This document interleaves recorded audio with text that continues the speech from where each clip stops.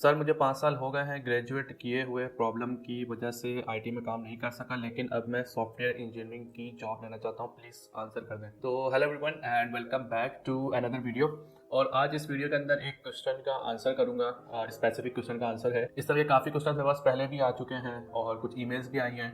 कुछ कन्फ्यूजन होती है करियर स्विच के ऊपर या कोई भी इस तरह की गाइडेंस या मेंटोरशिप जिसमें रिक्वायर्ड होती है। और मैंने हर वीडियो के अंदर ये चीज़ कही है कि I am not a mentor, और ना ही मेरे पास इतना एक्सपीरियंस है मैं किसी को एक टॉप लेवल से गाइड कर सकूं। ऑल्दो जितना एक्सपीरियंस है और जो डिसीजन मैं अपने लिए ले सकता हूं वही डिसीजन मैं आप लोगों को बताऊंगा based on your on research. और मल्टीपल लोगों से गाइडेंस लेना ज़रूरी है इसके अंदर, और जितना मुझे पता है उस हवाले से मैं ज़रूर आपको गाइड कर सकता हूँ। तो फर्स्ट ऑफ ऑल कुछ चीज़ें हैं जो जानना ज़रूरी है मेरे लिए भी, और आप खुद उन चीज़ों को एक बार नोट डाउन करें।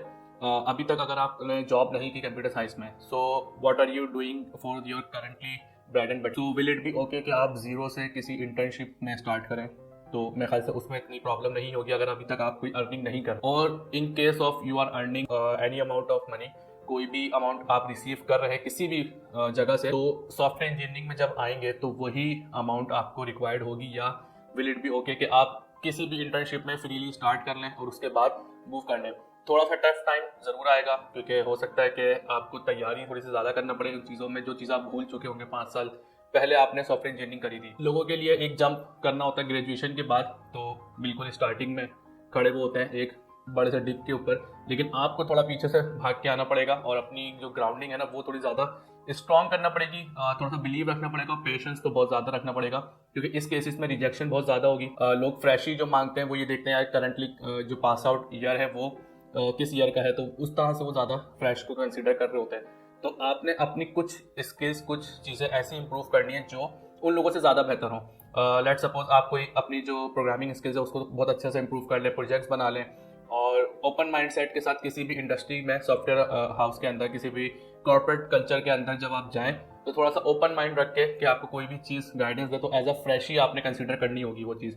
क्योंकि जो बिल्कुल फ्रेश ग्रेजुएट होते हैं वो बिल्कुल ओपन माइंडेड होते हैं। उन्हें कोई भी चीज़ सिखाओ, डेटाबेस की सिखाओ, मोबाइल ऐप की सिखाओ, वेब ऐप की सिखाओ, किसी भी टीम के साथ वो इंगेज हो जाते हैं इजीली। तो इसी माइंडसेट के साथ आपको भी चलना पड़ेगा, थोड़ा सा बिल्कुल अपने आप को फ्रेश कंसीडर कराना पड़ेगा। और अगर ये चीज़ एक्सेप्टेबल नहीं है, ये चीज़ अगर नहीं समझ आती है आपको, तो थोड़ी सी जूनियर पोजीशन की जॉब देखनी होगी, लेकिन उसके लिए बहुत ज़्यादा एफर्ट आपकी इंडिविजुअल रिक्वायर्ड होगी, जो आप पहले से प्रैक्टिस करेंगे, जो आप पहले से एफर्ट डालेंगे। तो सबसे पहले तो पेपर और एक पेन लेके आप बैठें और उसमें आप ये देखें कि आपकी अमाउंट अभी करंटली कितनी है अर्निंग। अगर जीरो अर्निंग है तो आप इंटर्नशिप के ऊपर भी इजीली जा सकते हैं, लेकिन अगर आपकी कोई अर्निंग है इस वक्त, तो वहाँ उस केस के अंदर आपको ये देखना पड़ेगा कि यार अगर मैं इस अर्निंग को छोड़ता हूँ तो वो मेरे लिए किस तरीके से फिर वर्कआउट करेगा, या फिर either you have to do in a part time, और पार्ट टाइम को इंटर्नशिप देखें फिर उसके साथ सिलो सिलो करें। कर सकते हैं, पॉसिबल है, बिल्कुल है। मैं भी जिस जगह पे जॉब करता हूँ वहाँ पर भी अगर मेरे पास कोई ऐसी प्रोफाइल्स आती हैं जिनके अंदर 2-3 साल का गैप होता है, तो मैं डिनाई नहीं करता है, मैं रिजेक्ट नहीं करता उस प्रोफाइल को। अगर वो 2-3 साल का गैप जस्टिफाई होता है, वो चीज़ें उसको बंदे को अगर आती हैं, तो मेरे लिए वो कोई चीज़ मैटर नहीं करती। 2 साल का गैप हो, 20 साल का गैप हो, मुझे तो खाली जो रिक्वायरमेंट होती है टॉप मैनेजमेंट से वो उसको देनी होगी, वो काम डिलीवर करके मुझे देगा और मैं आगे पास करूँगा। This is not my business के वो बीच में 2-3 साल कहाँ था, क्या कर रहा था, उसको वो चीज़ आती है।